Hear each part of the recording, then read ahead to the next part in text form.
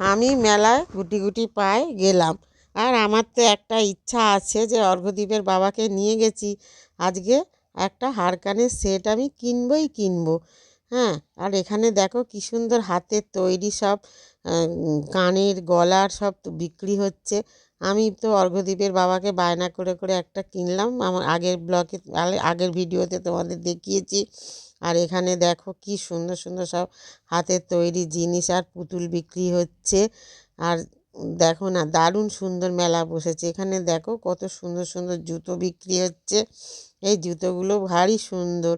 তোমরা যদি এই জুতো কিনতে চাও হস্তশিল্প মেলায় শিগগিরই চলে আসো। আর আমি ভাবলাম কটা মাটির জিনিস কিনবো, তাই জন্যে আগেরবারে ধুনুচি এনেছিলাম। এবারে ভাবছি কি কেনা যায়। আমি আস্তে আস্তে দেখছি যে কি কিনবো। অনেক মাটির জিনিস আছে। দেখো বন্ধুরা কি সুন্দর সুন্দর